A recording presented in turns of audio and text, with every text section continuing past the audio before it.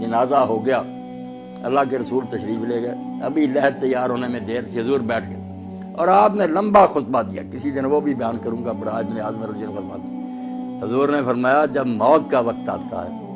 اس وقت فرشتوں کی ایک پوری گارد آتی ہے۔ ہم لوگ سمجھتے ہیں ایک ہی ملک الموت ہے، روحیں قبض کرتا، اس سے آگے لوگوں نے پھر ایک ردہ رکھ لیا کہ جب ایک ملک الموت ساری زمین پر اتنے جہان پر گھومتا اور سب کی جانیں نکالتا تو حضور اگر حاضر ناظر ہو جائیں پھر کیا؟ یہ ہمارے دوست کہتے ہیں یہ بات ہی غلط ہے۔ ایک ملک الموت کب جانے قبض کرتا، بے شمار فرشتے ہیں اس کے مدد، وہ انچارج ہے محکمے کا، اس کے تحت تتوفاہم الملائکہ، بے شمار فرشتے۔ تو اللہ کے رسول نے فرمایا پورا دستہ، ایک انسپیکٹر ہوتا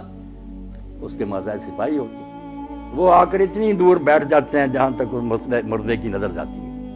وہ نہیں قریب آتے، باقی سب سپاہی بیٹھ جاتے ہیں، یہ انچارج آتا، اگر وہ نیک ہے اس کے پاس جنت کا خوشبو سے بسا ہوا رومال ہوتا، سنگاتا ہے، اسے اللہ کا سلام کہتا اور کہتا چل اپنے رب کی طرف، تیرا رب تجھ سے خوش ہے، تو اس سے خوش ہے، خوشی خوشی اس کی روح روانہ ہو جاتی۔ برا جو ہے نا ڈراؤنی شکلیں جیسے ہتھکڑیاں ہوتی ہیں پولیس کے پاس،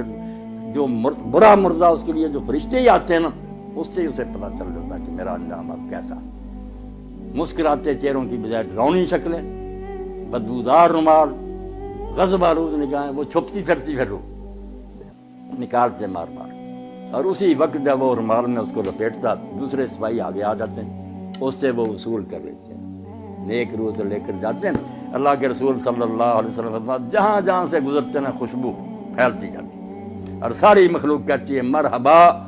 مبارک ہے تیرا آنا یار، تو نے ہم سب کو نا معطر کر۔ اور اگر برا تو بدبودار بدبو پھیلتی اور سارا جہاں لعنت کرتا کہ تو کیسی منحوس روح ہے، ہمارا دماغ ہی خراب کرے۔ آسمانوں پر جاتے ہیں، پھر وہاں اجازت مانگتے ہیں کہ دروازہ کھولا جائے، کھولتے جاتے ہیں نیک کے لیے، 7 آسمان پر کے اللہ کی عدالت میں لے جاتے ہیں، حکم ہوتا ہے کہ اس کا سارا جو ہے نا اندراج وہ علیین میں کر دو۔ جو علیین سجین مشہور ہے کہ کوئی 2 جگہ جہاں روئے رہتی، غلط بات ہے، علیین سجین صرف آفس ہے، دفتر ہے،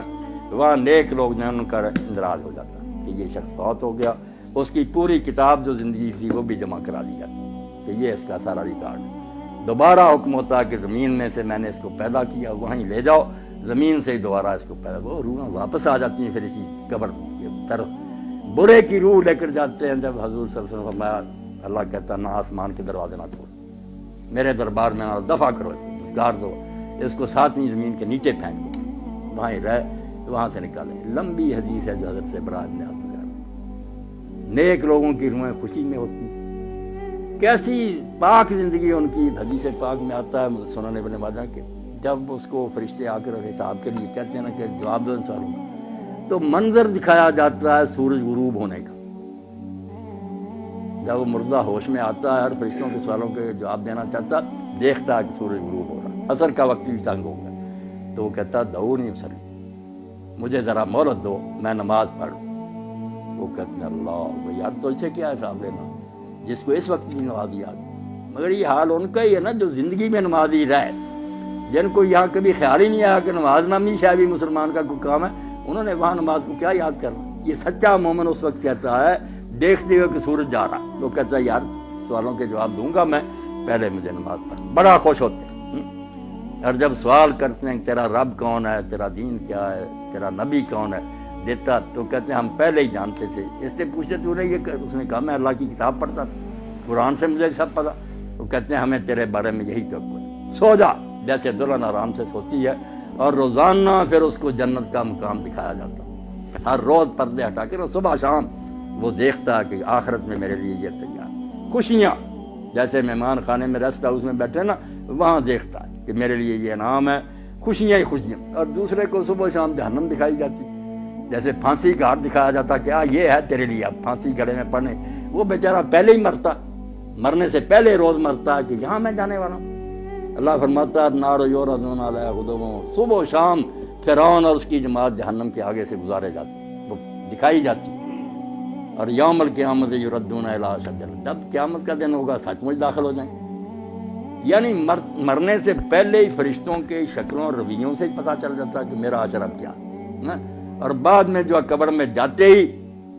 شروع ہو جاتا یا ایک سوال جو ہم لوگوں کو پریشان کرتا ہے کہ جب یہاں ہی سوال جواب ہوتے ہیں لوگوں کو ثواب عذاب ملنا شروع ہوتا ہے، قیامت میں پھر کیا ہوگا؟ جو کہتے ہیں حساب کتاب قیامت کو ہونا ہے، ادھر آپ بیان کر رہے ہیں کہ سوال جواب ہوتے ہیں اور ثواب و عذاب ہوتا، یہ بھی آپ لوگ سمجھدار ہیں، سمجھنے کی بات ہے، ورنہ پریشانی ہوتی ہے۔